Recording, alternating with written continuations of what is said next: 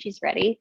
We're going to go ahead and do a line and hold. And today's a slightly different variation than the previous variation, but let's make sure we've got 2 blocks and a blanket. And I'm going to go ahead and start with our timer. And you, as always, have the first few minutes to do whatever the heck you wish to do. So first 3 minutes are yours. People online, I don't think you'll be able to hear this. Okay, can you hear it? No. Yeah.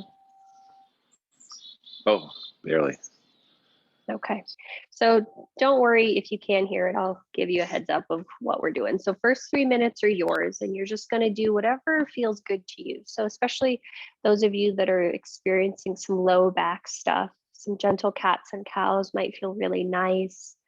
Gentle child's pose, hugging knees, or rather laying on your back, hugging knees into chest, or gentle child's pose. Maybe even some gentle twists might feel good, but you're just allowing yourself to start to settle into the body and notice what you notice. This week, I thought the theme that we'd want to work with is this idea of practice as a ritual. How would we engage with our practice? How would we engage with our body if it was sacred to us, if it was really something very important, something very integral to not only our experience of life, but our experience of each other, our experience of ourselves. So as we come into our practice, and as you're starting to connect now with the body, as you're starting to connect now with your breath, you're just contemplating that notion. What is ritualistic to this practice for you? What aspects of it really speak to you on a level that might not be cognitively known?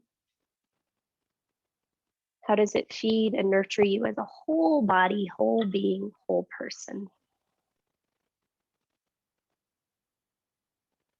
And so you've got, I don't know, another minute and a half or so to do whatever you would like to do. So I encourage you to really notice if there's anything else that feels like it might feel very encouraging and nurturing to you.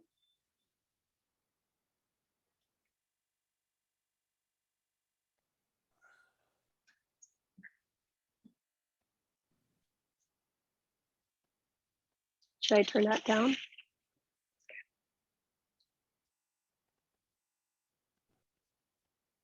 And you've got about another 20 seconds or so doing whatever you're doing.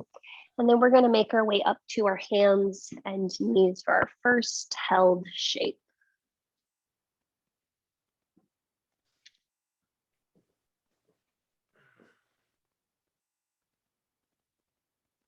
Nice job. So when you're ready, you'll come up to hands and knees. I encourage you to bring both of your blocks directly underneath your shoulders, so they're shoulder distance apart. And you can go ahead and pad your knees if your knees are sensitive. From there, you're just going to draw your big toes to touch, press your butt back towards your heels, and then you might need to walk your blocks in just a little bit so that you can put one elbow and then the other elbow onto your blocks. From there, crawl the elbows forward towards the other end of the block and press your palms into each other. Allow your head to descend towards the floor and start to lightly press your palms into each other. From here, you might find that the hands want to come towards the neck, and we'll start to tone our breath here. So as you're ready, start to tone the back of your throat.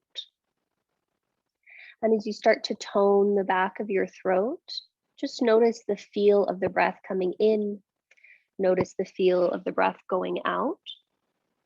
And we're going to start to see if we can allow ourselves to pay very particular attention to the movement of the breath.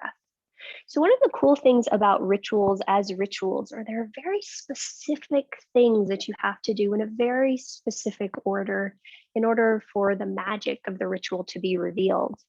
And our practice is very similar to that. There are very specific things that we do. The first is we try to ground the body. So that's what we're doing first. And then we try to stabilize the breath. So as you're here for these next few moments, notice how you can start to breathe into the collarbones, into the chest, and then start to Fill the low back, especially my people experiencing low back pain. Yep. And then you'll notice that if you can draw breath into the lowest part of the low back by sending breath into the belly, it'll start to create some space there. It'll start to create some heat there. It'll start to create some magic and warmth.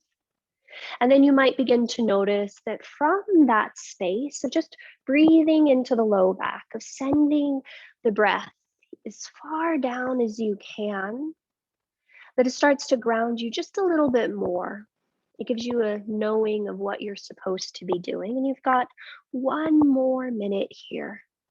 Now, as you're here for this last minute, allow yourself to notice if you can elongate the breath just a little bit. So maybe it's a 6-count inhalation and a 6-count exhalation.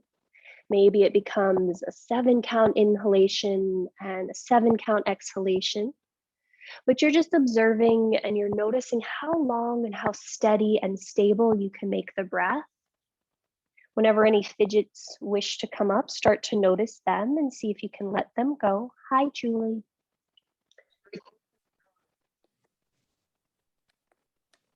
And then you'll take your last breath cycle here.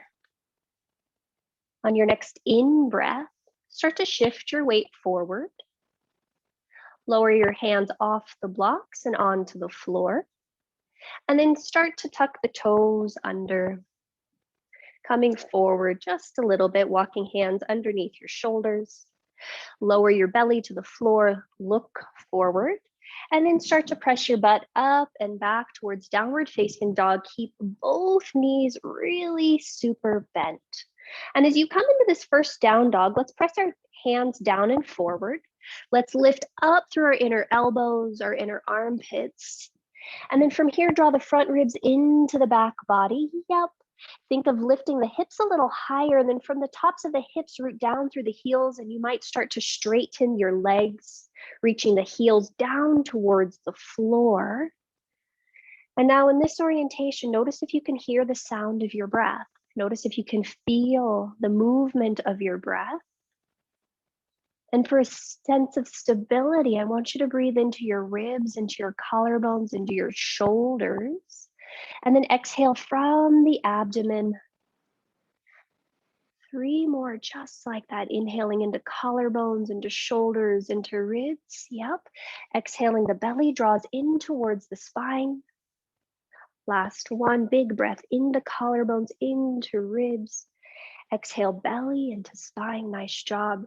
Now from here, you might start to notice that as you keep that breath pattern, breathing into the collarbones, into the ribs, the upper chest, you can now also breathe into the back of the body just as much. You can now start to notice the slight tone and lift of your pelvic floor as you exhale and the navel draws in. And all of this is we're just being very specific to allow the ritual of our practice to start to reveal the magic, the heat of transformation. Ritual really seems all about transformation. You've got your last 2 breath cycles here, and you're just pausing and you're breathing.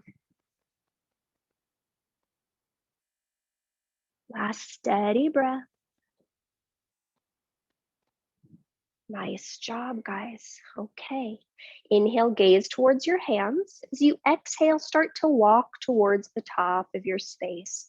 When you get towards the top of your space, separate your feet hip distance apart. You might grab one of those blocks and slide it between your shin bones, first or second setting.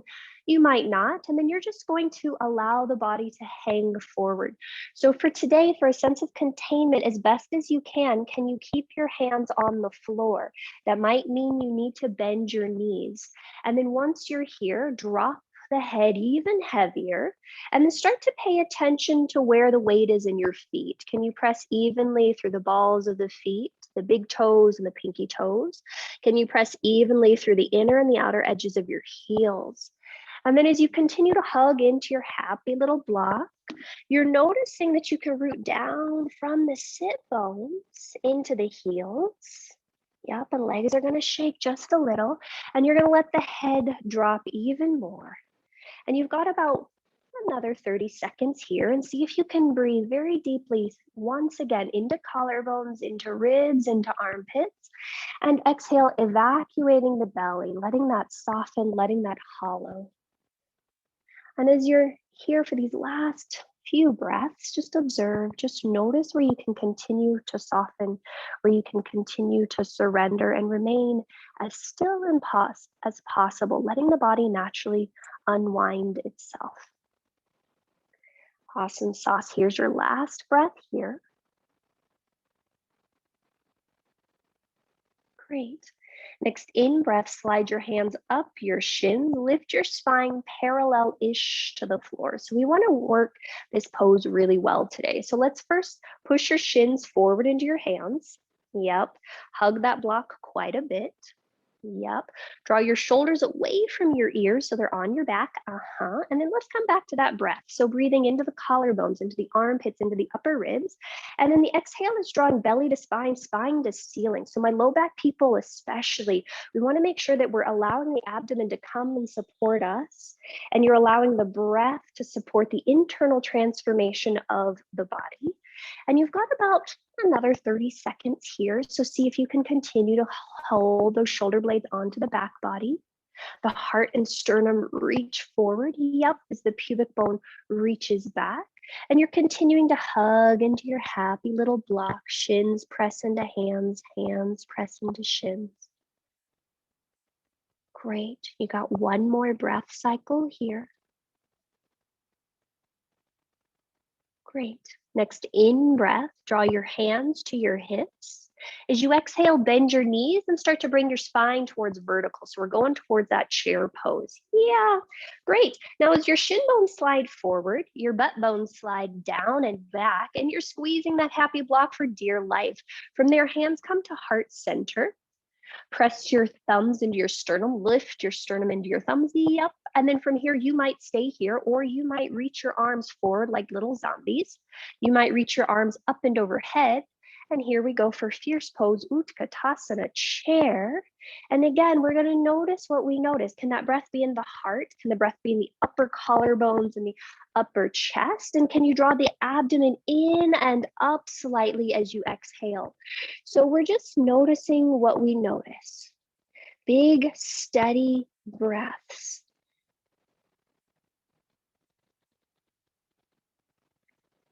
Keep breathing. Notice any fidgets that wish to come up and keep breathing. Notice if there's tension around the throat. Yep, tension around the shoulders or the mouth. And we're just breathing. We're noticing the sensation that comes up. The act of ritual is very interesting because it becomes powerful the more that we repeat it. It's like one of those things. I wish I'd grown up with more rituals as a kid because there's something very powerful and magical about them. But our asana is a ritual.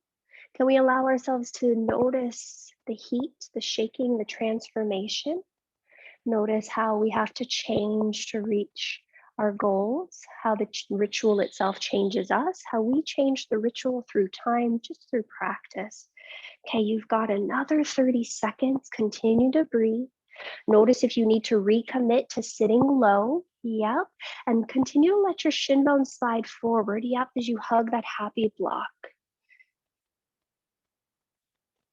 Nice job, guys. Last 3 breath cycles here. Steady breaths.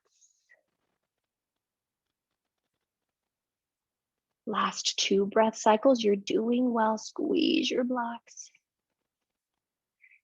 Last breath cycle here. Great. Inhale, stand up, reach up, look up. And then you can stay here or open the arms out, your little momentary pause. If the arms have come down, go ahead and soften or close the gaze and just take a moment to be inward. So it's always this coming back. What the ritual does is it allows us a moment to notice who we were before and then who we are in this moment. I think the rituals that many of us are aware of are like anniversaries or birthdays or certain high holidays. But there are other rituals that we can do that change and transform us, and we'll just see how that goes as we go along. Okay, so as you're ready, go ahead and remove that block. I encourage you to bring one block to the top of your space and one block to the back of your space along the right side of your mat. Awesome sauce. Then once you've set that up, turn to face the right side of your mat and open your feet about 4 feet apart, depending upon how long your legs are. Okay, now from here, turn your left toes to face the top of your space, turn your right toes in just a bit, and let's go ahead and bend that front knee. From here, open the arms out for Virabhadrasana 2, and we're going to try this modification today since a lot of us are experiencing low back stuff. So we're going to take this in 2 parts. We're going to stay here for a little bit, and I want you to just notice the movement of your hands. Are your fingers together, or are they spread wide? Is there enough energy going through the back arm as much as there's going through the front arm? Have you noticed that you still can press out into that left thigh to keep the left knee happy while you bend into the left knee and continue to press down onto the pinky toe edge of the back foot? And as we're here for the next 30 seconds, just in this shape, notice if there's a yearning to reach forward or a yearning to reach back, and how can you find a sense of balance and symmetry between the two? And now that we've got that foundation in the body, where's your breath? Can you still breathe into the ribs, into the chest? And can you draw the abdomen in as you exhale? So this breath pattern in particular, breathing into ribs, breathing into chest with the navel drawing in, is supposed to help us create what's called udana. Udana is that uplifting, transformational breath pattern for growth. And so we're just seeing how we're doing here for the next 15 seconds, really breathing into chest, into ribs, seeing if we can find the stability in our pose and our shape. Awesome sauce. Next in-breath, reach forward through your left arm, lower the left forearm to the top of the left thigh or hand to the block or floor, your choice. Then you'll sweep your right arm alongside your ears for extended side angle. Now, since we're in the shape on this orientation today, see if you can really pull those left ribs under, the right ribs up. Yep. And then we're going to still keep our legs as active as they were just 10 seconds ago. And then we'll pause and we'll breathe and we'll just notice what we notice here is the power and the engagement in our legs. The stability is coming from the ritual of really rooting down into our feet. And then we can find the expansion and the extension through the breath. We can still notice that because this is our left rib cage under and our right rib cage on top, it might be a little bit harder to breathe on this side. And that's okay. And you'll just observe and you'll breathe.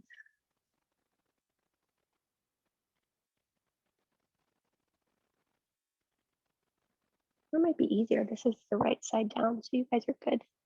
And you're just pausing and you're breathing and you're noticing where the gaze is. Can the heart stay open?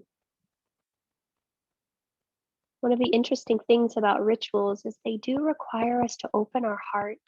They require us to practice what in Sanskrit is called bhakti, devotion, love, surrender, growth. You've got 2 more breaths here. Awesome sauce. Next in-breath, sweep your right arm back. Come back up to warrior 2. Go ahead and straighten your front leg long. Turn both feet in parallel to the short edges of your mat. Lower the arms alongside your hips and just take a moment to pause and breathe and just notice what you notice. How has that shape changed you? How has it impacted you? It seems that the more we allow ourselves to take these momentary pauses instead of go, go, go, it gives us the opportunity to continue to know why we do things or why we should not do things. So we'll try the other side. Let's start to turn our left toes to the right. Turn your right toes to the back of your mat. Go ahead and bend into that front knee. And then when you're ready, the arms will open out. And just as always, you guys are more than able to adjust in whatever way is best for your bodies. Yep. And then we're going to find first the stability, noticing if you're reaching more to the future, reaching back to the past, noticing yet Next, how that big toe mound of the front foot can root into the floor, and you can hug that outer right hip in. And then where is your breath? We find stability through our jobs, through our relationships, through our homes. But we need to find the breath, the vitality, the movement that happens in our homes, it happens in our jobs, it happens in our relationships. And so we see how if we turn a little bit more inward, we can find those subtle adjustments of where a little bit more of us can come to the forefront, where we can soften just a little bit more because the breath enables us to do that. And we're just seeing how that goes. Yep. Notice your breath. See if you can deepen your breath.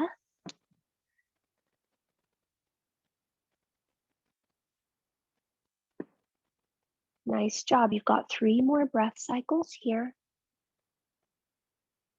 Notice if you can bend a little bit more into that front knee. Yep. Awesome sauce.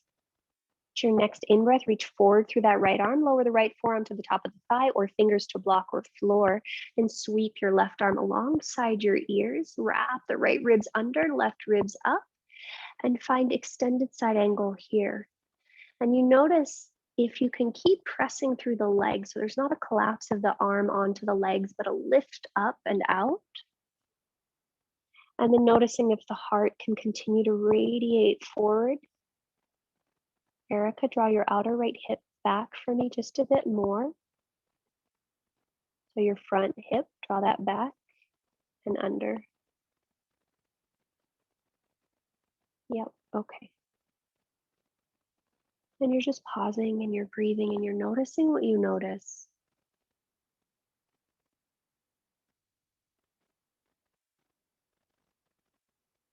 Where is your breath? How is it to breathe on this side?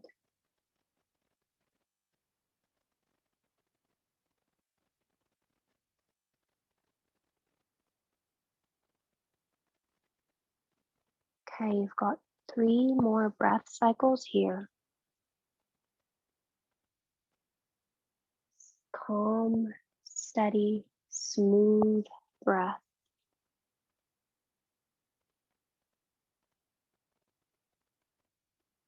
The end of your 3rd exhalation, you'll inhale and sweep your left arm back.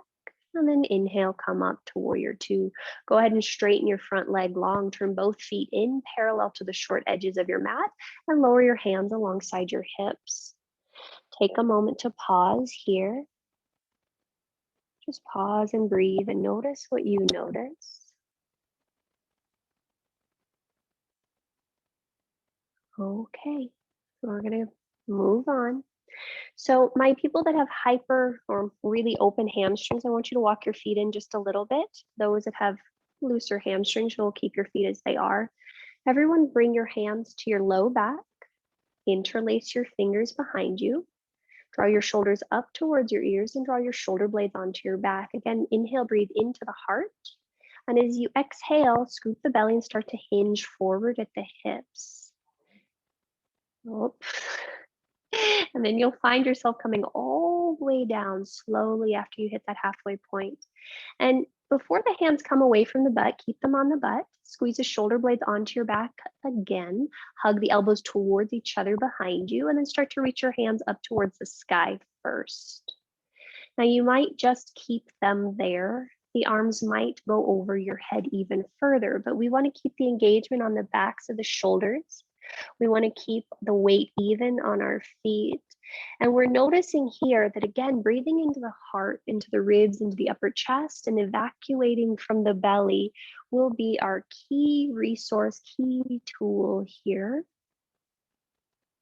And we're just noticing what we notice.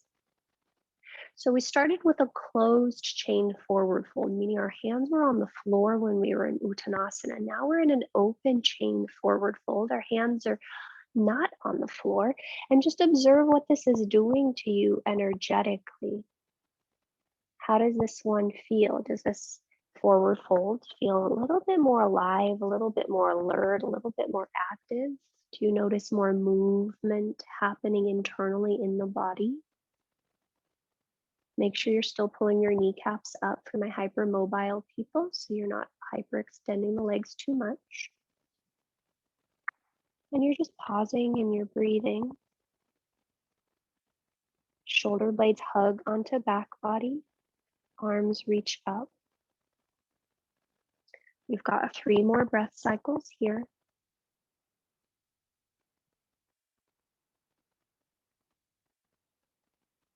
You're doing great. Nice job. Next in-breath, draw your hands to your butt. Release your hands down towards the legs and down towards the floor.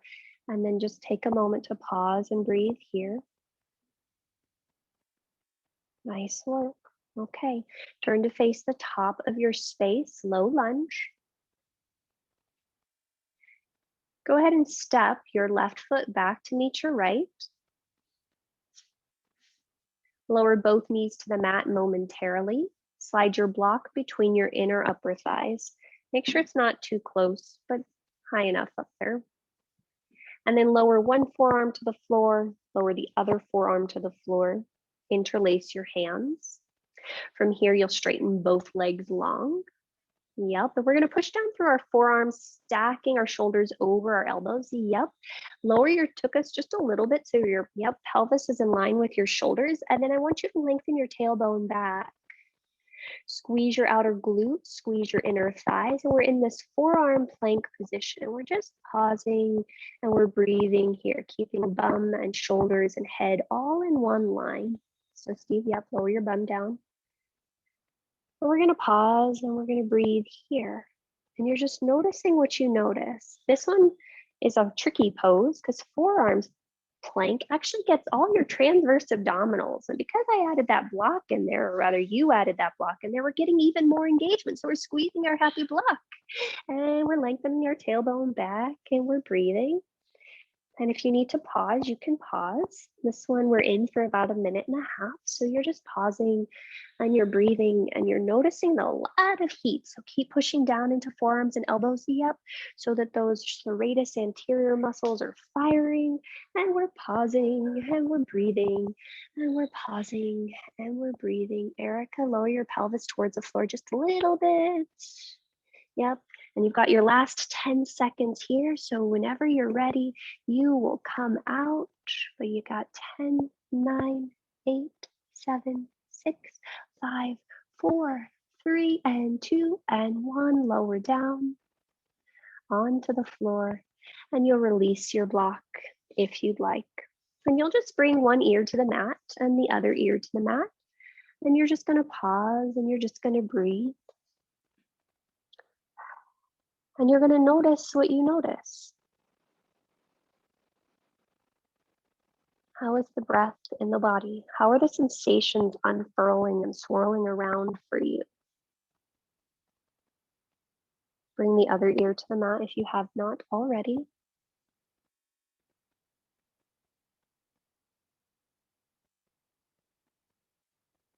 Okay. And you're just checking in. How are you doing? All right, let's go ahead and move on. Bring your forehead back to the center of your mat. Bring your hands so your thumbs are roughly in line with your nipples. Go ahead and separate your feet about hip distance apart. So you can still use that block if you'd like, or you can say sayonara to that block. But you're gonna press down into the pinky toes. You're gonna press down into the big toes. And I want you to imagine that for some reason, your pelvis could shoot out rays of rainbow love through the inner thighs. Shoot those back, yep. Lengthen your tailbone back and hug the low belly in, straightening those legs as best as you can. And then lightly start to push into the hands. Draw the shoulder blades onto your back, and isometrically, you'll pull the hands back to pull the heart forward and lift the head up.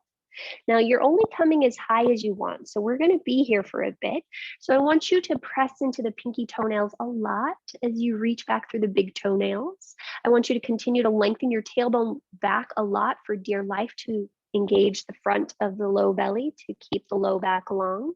And then you'll notice if you can keep hugging those elbows towards each other, the shoulder blades towards each other, so that there's this extension of a heart opener. And it doesn't have to be big to be impactful. It does not need to be big to be impactful. It's more like we're tractioning out the upper thoracic spine as you're pressing into your big toes and your pinky toenails evenly.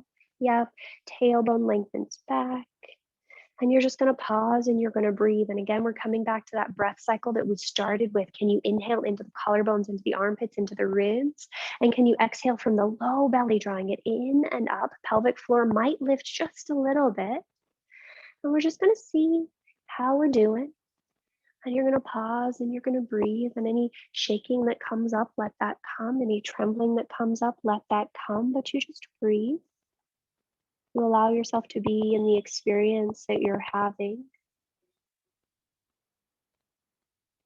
One of the fun things about rituals is they are said to transform us. That is their whole purpose. Ideally, bringing us closer to that which is important, whether it's the sacred, the divine, our family, our friends. And so as you're here for these last 30 seconds, I want you to continue to breathe. Notice how this is shaping you. It's a form of tapas in essence. And so you're just seeing how that's going. Is your breath still consistent? Can you still hear it? Can you still feel it? Is that tailbone still lengthening back to keep the low back long? Oh, tapas. Thank you, Roberta. So tapas is the purifying disciplines that we do. According to yogis, the best form of tapas, ironically enough, is pranayama breathing. It's the hardest to do because we can constantly get caught up in our mind and thoughts. This is your last breath cycle here. And then you'll gently lower down, bring an ear to the mat and pause. So when we're talking about the yamas and the niyamas, go ahead and release your arms long, Jenny. The yamas and the niyamas, tapas is the one that's supposed to help us get over our inertia, get over our stagnancy, get over the things that keep us from being the best version of ourselves that we can possibly be. And yogis talk about pranayama being the ultimate form of tapas. And if you engage in this practice of literally just sitting and watching your breath, you'll notice how quickly the mind will wander. Bring the other ear to the mat.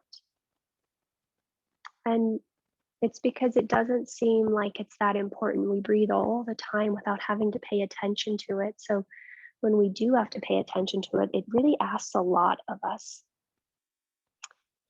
All right. Okay, let's go ahead and bring our foreheads back to the mat. Bring your hands alongside your lowest ribs.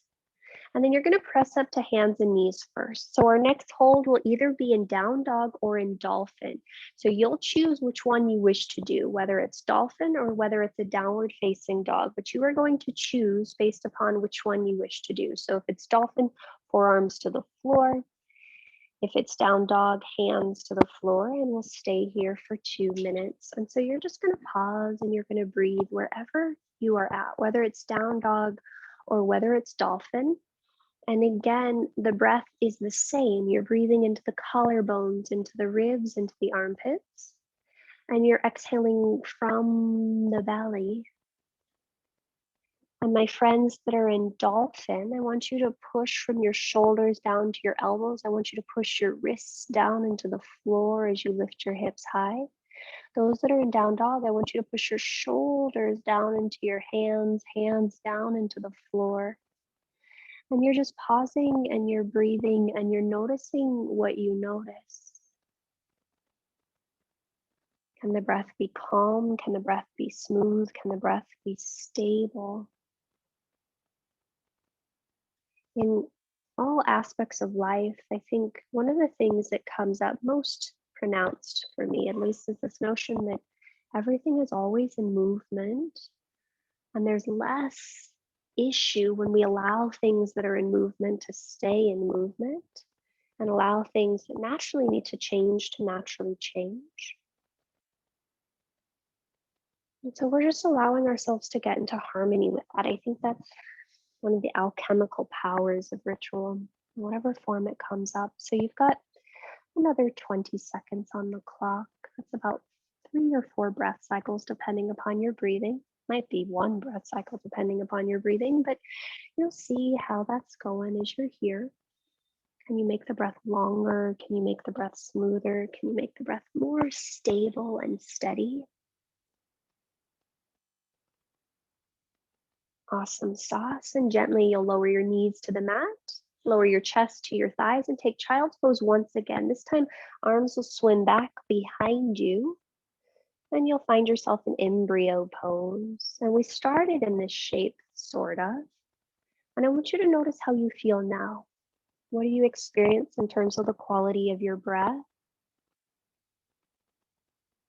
What do you experience in terms of the quality of your mind? What do you experience in terms of the quality of your body?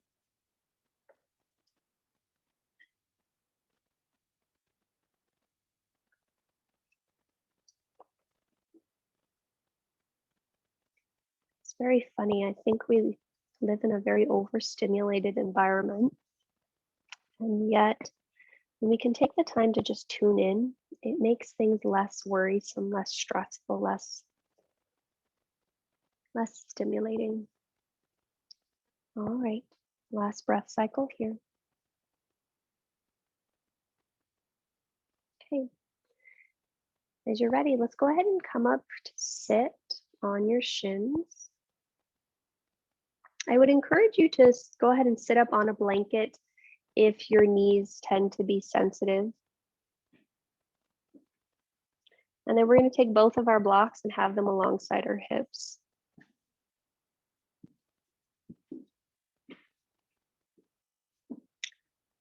Great.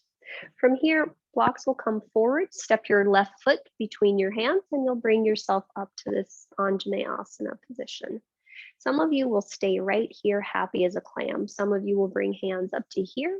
Some of you will bring your arm up and overhead. But our first minute will just be here. Roberta, walk your front foot forward.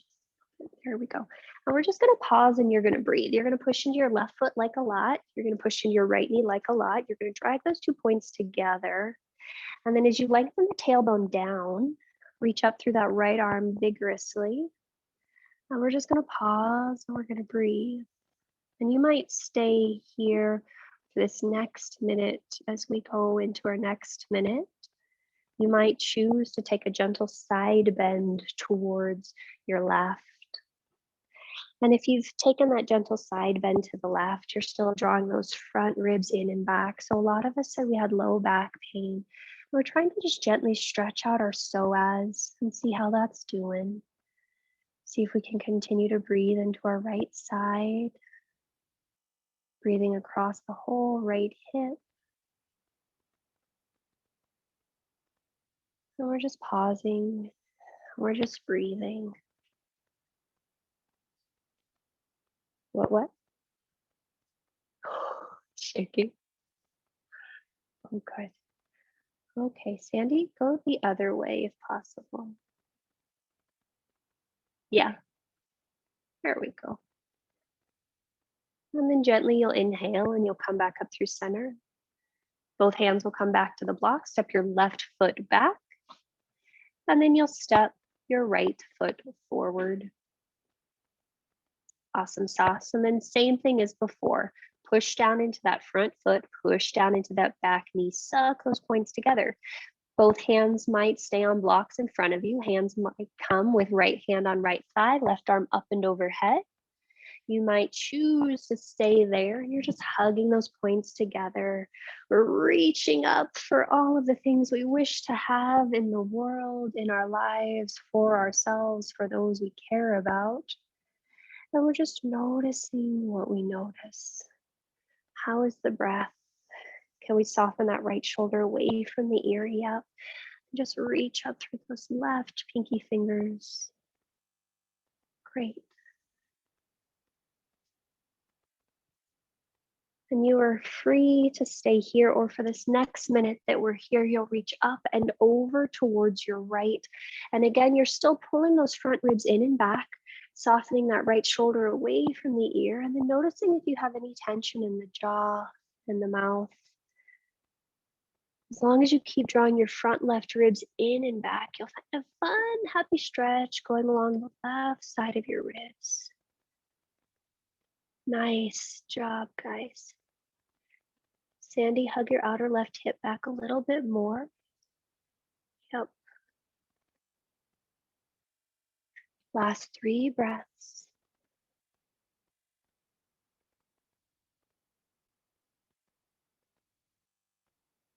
Pam, draw your right shoulder forward just a little. Yep. And then see if you can reach up through the left arm a little bit more and soften the right shoulder away from the right ear. Okay, next in breath, come up through center. As you exhale, both hands come down to the blocks. Go ahead and step your front foot back. So now we're in hands and knees, and then you'll bring your pelvis to the floor. So however you need to do that to bring your butt to the floor.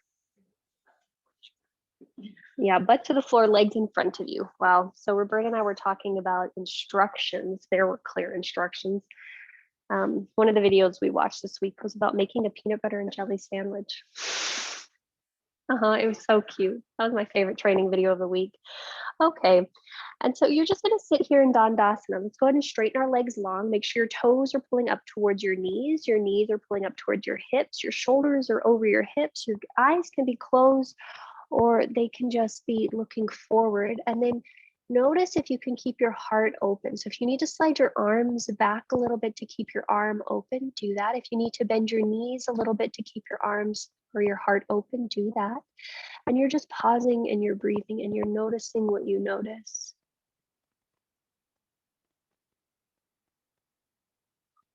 Okay. From here, if eyes are closed, gently open them. Hands will now come alongside your hips if they're not there already. Cross your left ankle over the top of your right thigh and stay flexed through that foot just as much as we were before. Then bend your right knee and bring your right foot pretty close to your pelvis or as close as feels good to you. Keep pushing out through your left ankle. Push down through both hands, and we're going to notice what's happening here on our left hip. So if you want to increase that, you'll draw your butt forward. If you want to decrease that, you'll draw your butt back. But we're going to stay here, hugging our shoulder blades onto our back, lifting our heart up, and just breathing as much as possible. We're going to see how that's going, how you're doing. Seeing if you can soften around the shoulders, around the heart. Heart still lifts. Yep. So we're still breathing into the collarbones and we're softening the breath from the abdomen.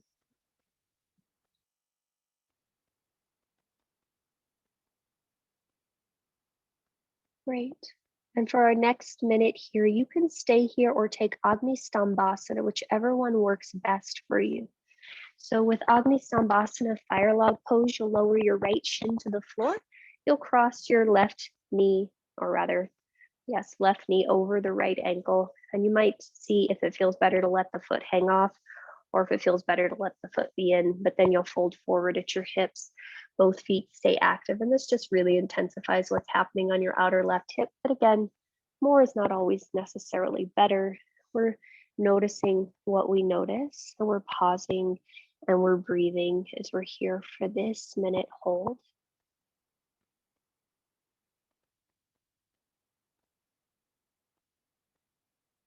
I love this. I can see that Pam and Eric are talking to each other, but I have no idea what they're saying. We're just gonna pause and we're gonna breathe and we're gonna see what we're doing, how we're doing. And you've got about 3 more breath cycles in this shape. Roberta said I can make it up and tell you guys what I think they're saying. Like a silent movie. That'd be amazing. Okay, you got your last breath cycle here. As you're ready, those that are in Agni Stambhasana are going to gently come up. You're going to bring your hands back behind you, draw the right foot to the floor. And those of us that are here in figure 4, let's go ahead and extend that right leg long, extend your left leg long. Take a moment to just pause and be still and notice what you notice between the sides. Eyes might close, eyes might stay open, but you're just observing, you're checking in, you're seeing the impact that it has had for you. And then as we're ready, we'll go ahead and try the other side. So you'll cross your right ankle over the top of your left thigh. Start to bend the left knee, and draw the left foot closer towards the pelvis. And you might stay here. You might inchworm your butt a little bit closer towards that left heel or a little further back. But you'll then notice if you can lift your heart towards your chest. or rather heart towards your shin bone.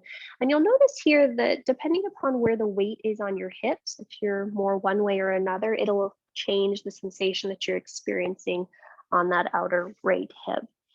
But wherever you happen to be, Julie, flex through your foot even more for me. And yep, press that right ankle against the left thigh. There you go. And you're just pausing and you're breathing.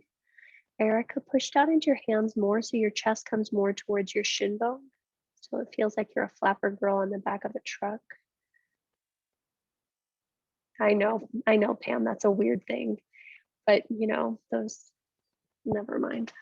You have to see them. I bet they don't exist anymore, but your heart comes forward. They were, never mind. Okay, just heart is coming forward and lifting up. And maybe it's one of those things that really dates me, but when I was a kid, you used to see a lot of trucks running through Colorado as they were going either to California or coming back from California. And always on the backs of the tires, they always had these like very suggestive images of women with very big breasts going like this on the back of their, never mind. Yeah, on the mud flaps. Okay, somebody else knows what that means. Okay. All right, and you can choose to stay here if you'd like, or take Adnisambasana. So you'd lower your left shin to the floor. You make sure the right ankle is either inside or floating outside, and then you might shift your pelvis a little bit to the left and then fold forward at your hips. And again, you're just paying attention to how this is feeling. Those that are working towards Adnisambasana, make sure that left foot, so the underneath foot, stays active. Yep, you're good, Barbara. And you'll just pause and you'll breathe here.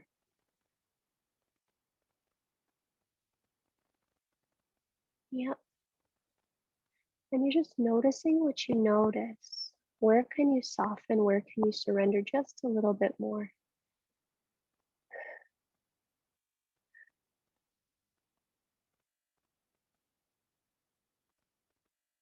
And then how is this practice sacred to you? What does yoga give you? How does it transform your life, your being, your experience? I think that's the reason we do it, is because there's something that's given to us. It's the reason we share it with others, is because it provides something for us. And it helps every now and again, I think, if we just remind ourselves of what that ritualistic act, that magical transformation happens to be. We've got about 2 more breath cycles here. And you're just noticing, again, how are the sensations in the body? How are they unfurling? At the end of your next exhale, start to walk your hands back towards your pelvis if you're an Agni. From there, go ahead and bring that left foot back to the floor. Everyone will extend left foot long and then right foot long, and then we're going to sit super tall. Now, depending upon how you're doing with this, you might need to bend your knees. Our priority is going to be to keep our spine straight.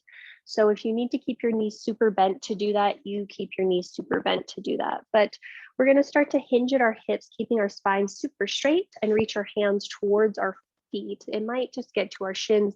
They might get towards our feet. But let's see if we can pull our kneecaps up so we're not hyperextending our legs, and push our calves down and our heart and sternum reach forward. So spine staying super long, chin will draw in towards your sternum, your breastbone a little bit as the sternum and the breastbone lift up towards the chin. So this is the prep for Mahamudra. Actually, you're in Mahamudra. Erica, can you bring your hands down to the floor, either touching your calves or touching the feet, whatever works best for you. And then you're just going to keep your heart reaching forward.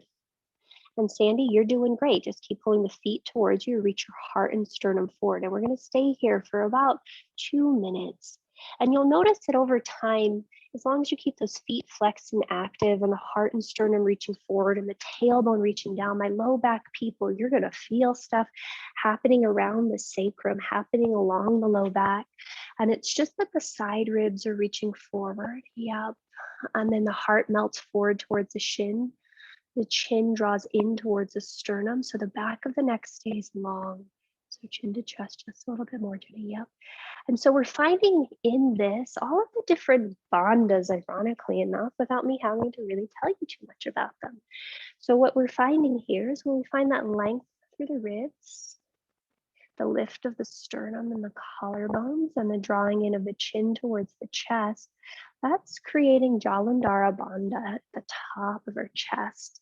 You'll notice that as you continue to breathe here, really focusing on the exhale and the belly drawing in, you'll start to find a little bit of Uddiyana Bandha. And then the very end of that, Mula Bandha just happens to go along for the ride. And you'll notice that perhaps it might begin to become a little bit more quieting. Jenny, soften your mouth. Yeah. And for this last breath cycle that you're here, you might find that the chest can reach all the way to the sternum and you can, or rather all the way to the shins, and you can fold all the way in, but you're not forcing it. You're letting the pose reveal itself. So you went from a Maha Mudra more towards a Paschimottanasana, and you're just allowing it to happen, allowing it to unfold. One of the cool things about transformation is most times there are two ways that it works. We can try to force things, or we can allow things to just reveal and unfold for themselves. Okay, you've got your last 3 breath cycles here. And you're just going to pause and you're going to breathe and you're going to notice what you notice.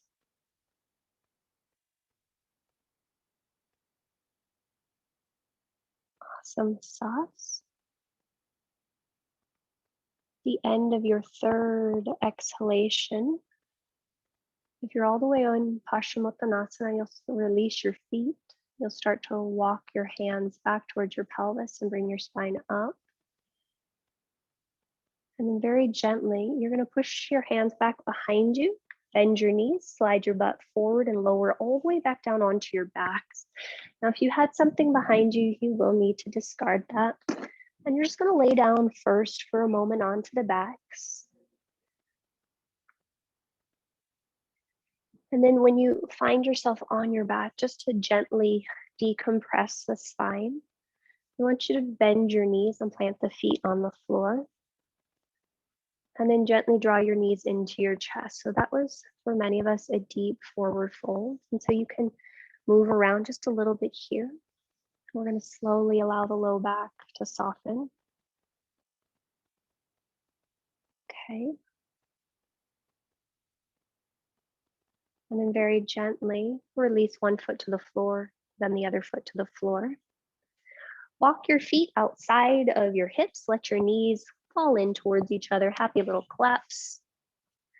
And you're just going to take a moment to pause here.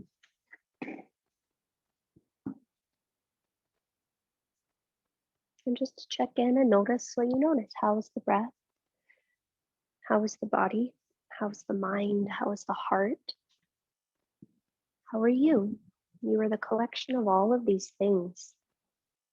Rituals are amazing in that they're the integration of many components to reveal one thing. In essence, I think they reveal our humanity, but that's a personal note. Okay, now from here, you're going to slowly windshield wiper for the legs. You're going to take about 6 of these before we hold a supine twist. And I want you to move very slowly and methodically. So we haven't done a lot of movement intentionally. So I want you to see if even when you're engaged in movement, you can move slower than you think. Move slower than you think. Yep, move slower than you think. Yeah, okay. And after you've completed 6, so that's 3 sets, you'll go back to your first side and you'll just hold there for about 5 breath cycles. And you can take whichever variation you'd like. So maybe both knees stack on top of each other and your pelvis moves away. Maybe you eagle wrap, maybe you cross the bottom foot on top. But you're just pausing and you're breathing. One of the things I read this week in Peter Levine's book is he was talking about all these different theories about why it is that we do things or why it is that we feel things. And one of the theories was that the body acts before we receive an information to our brain about us being activated, and then we create a story about it.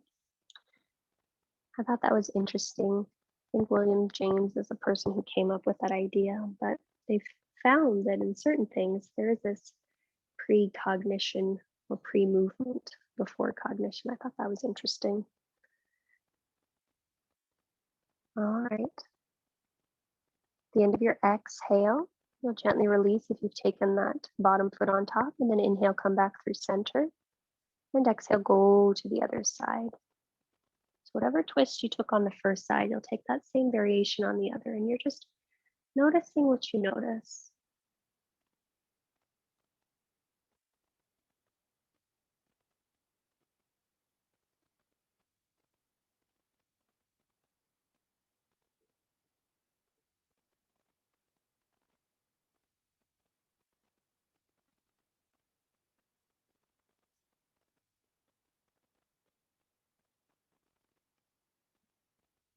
Last breath cycle here.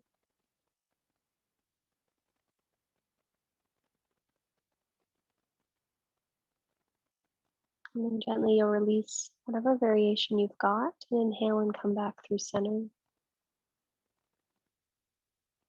Now take a moment to check in and see if there's any final shape or shapes you feel like you might be needing. And then by all means, you'll go ahead and do that. And when you feel complete with your practice, our final pose of the day will be Supta Baddha Konasana, using those blocks to support the outer edges of your thighs on that blanket in whatever way works best for you. So you'll do whatever you need to do in order to make your way there.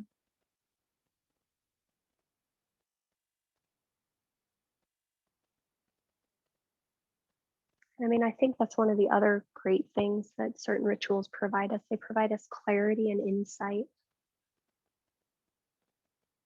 They give us direction about the type of people we wish to be in the world.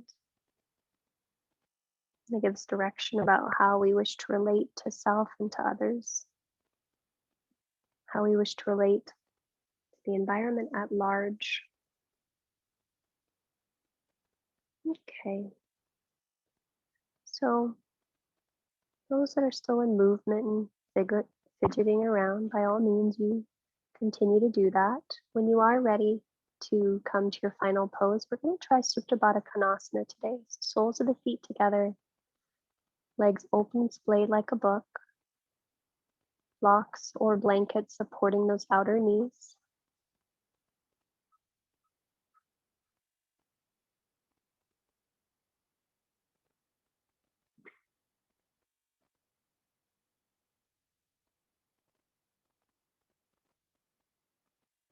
Okay. And then your hands, you have the option of having them open and off the body in whatever way feels best to you. We're planting a hand on the heart and a hand on the abdomen.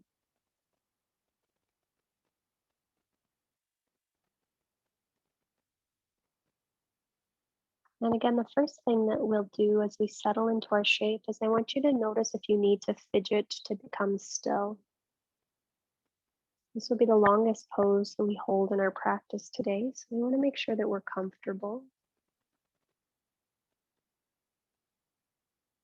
Once you feel physically established, I want you to take a moment to check in with the muscular energy of the body and notice where there might be tension, you can soften or surrender.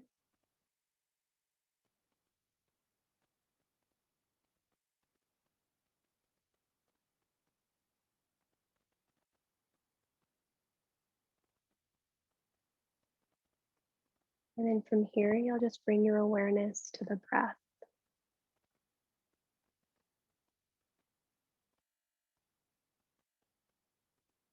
Now in this shape, we'll come back to that breathing pattern we started with, but I want to change it slightly. I want you to imagine or experience your body as being a sponge. So instead of inflating the body with breath like a balloon, I want you to allow the sponge of your body to soak up the breath as it enters. So we'll breathe into the heart like a sponge, soaking up all of the energy. And then you'll exhale and let it go. So we're allowing ourselves to be sponges today, absorbing breath and prana, letting it fill and nurture the heart space, and softening and allowing it to dissipate when it needs to.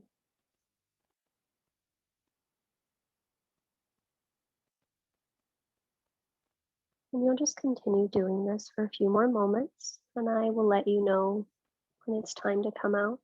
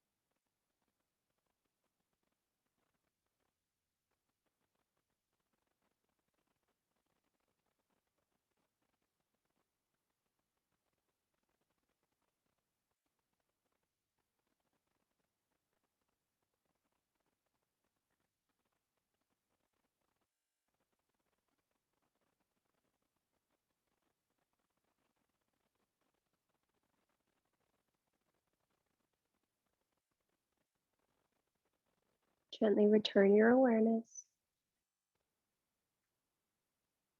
and just take a moment to check in and notice how you're feeling.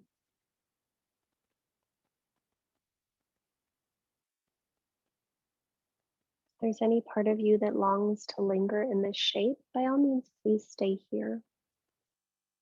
Otherwise, we're going to start to make our way over to our right side, and then we're going to come up to sit for some pranayama.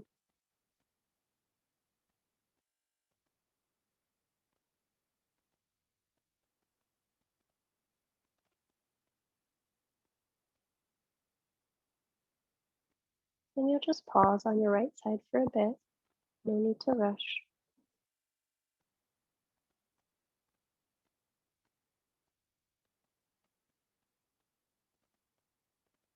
Those on your right side, you'll gently start to make your way up to a tall seat.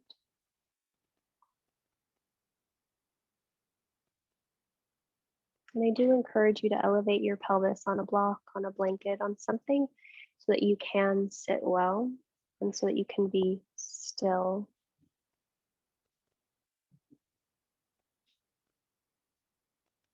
One of the primary asks of pranayama and meditation is first stability, but then a sense of ease.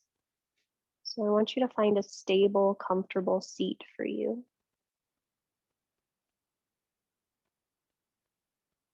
And the first thing that we'll do is we're settling into our seat. I want you to just check in mentally and emotionally. What's up for you? After you have an idea of that, I want you to check in physically. How does the body feel? What parts of the body are you most aware of?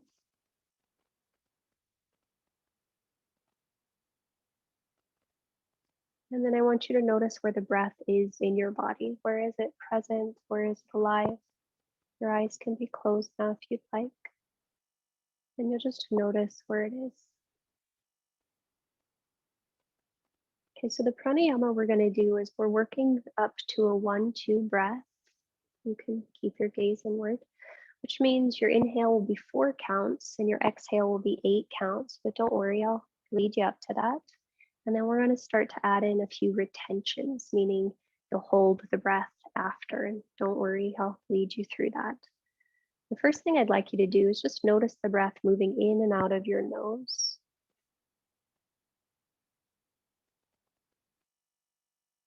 And we'll start to stabilize the breath. You'll take 4 sets of these. The inhale will be 4 counts long, and your exhale will be 5 counts long. We're just going to take 4 sets of the inhale being 4 counts, and the exhale being 5 counts.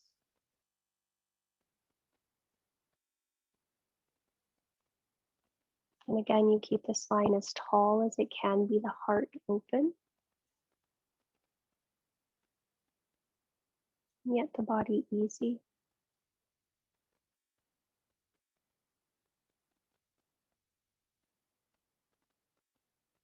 And after you've taken 4 breaths, the next round will be 4 counts in and 6 counts out.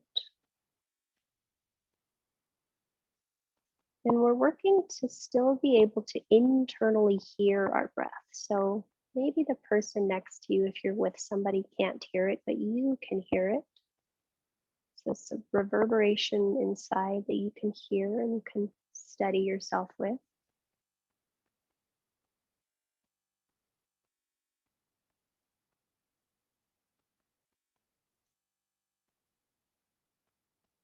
And after you've done 4 rounds like that, the next one will be 4 breaths or 4 counts in and 7 counts out. And you'll take 4 rounds of that. As we start to gradually lengthen the exhale, you'll notice where you might need to soften a little bit.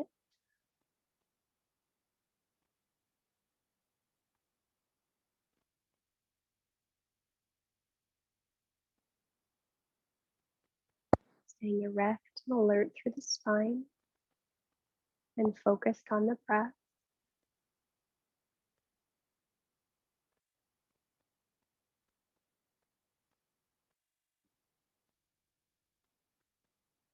And after you've taken 4 of these, you'll breathe in for 4 counts and out for 8 counts. And you're noticing that as we start to elongate the exhale, can your inhale still be smooth and steady, or does it feel like you're grasping for air as you breathe in?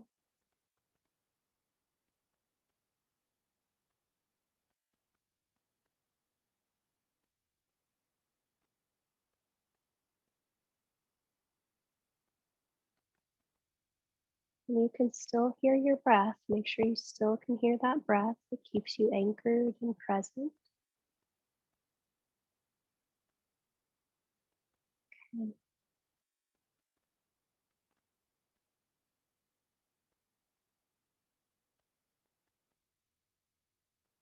Now we're going to start to add in our first retention. So you'll, on your next round, breathe in for 4 counts. You'll exhale for 7 counts, and you'll hold for 1 count. And in that momentary retention or pause, allow your mind to stop. Allow it to rest in that pause after the breath has emptied the body. And you'll repeat a total of 4 patterns like this. In for 4, out for 7, pause for 1. The mind is quiet on that pause after exhale.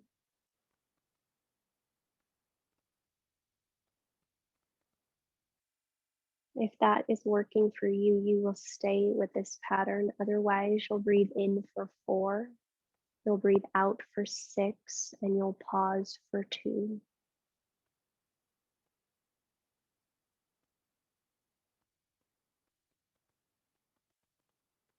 Now we're just going to take 4 more cycles of breath. And so you just notice what you notice.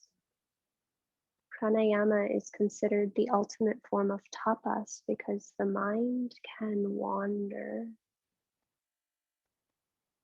And so how do you just keep it anchored on the breath? How do you let it pause when the breath stops?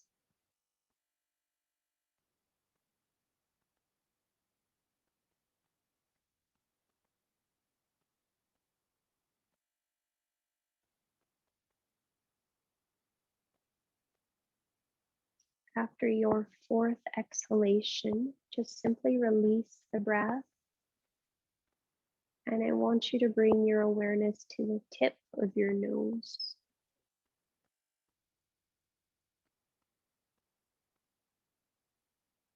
And with the awareness at the tip of your nose, just notice the breath entering and exiting through the nostrils. Can you feel the breath entering? Can you feel the breath leaving?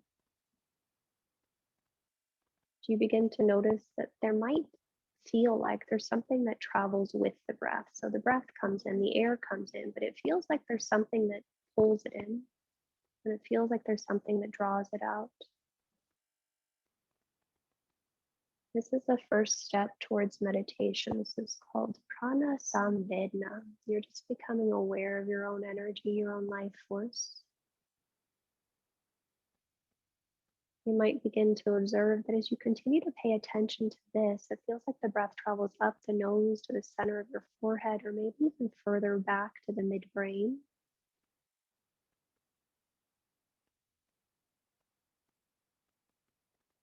We're just drawing our awareness onto the breath. And if you've experienced that, it next becomes prana samchaya, which is a collection of that energy. You can feel it, maybe third eye, maybe midbrain.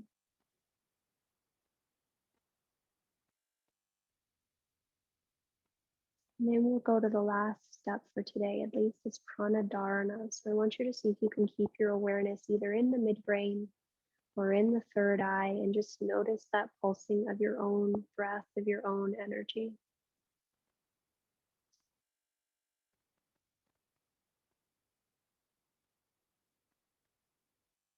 Without much thought, notice if the breath wants to go, that energy wants to go to your heart or your navel, and let it go there.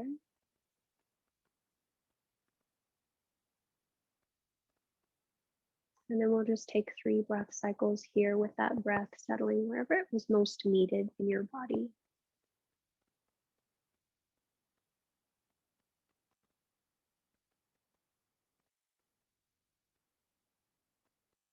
When you feel it's collected there, bring your hands to heart center, Anjali Mudra.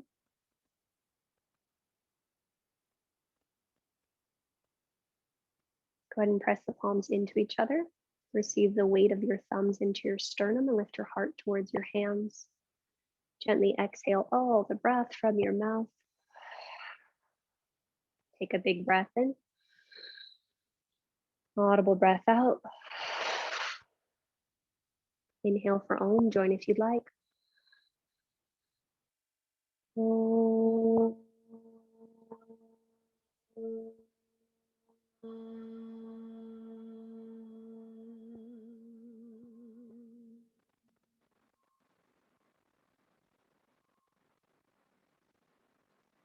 To that light, to that breath, and to this ritual, we bow. Namaste.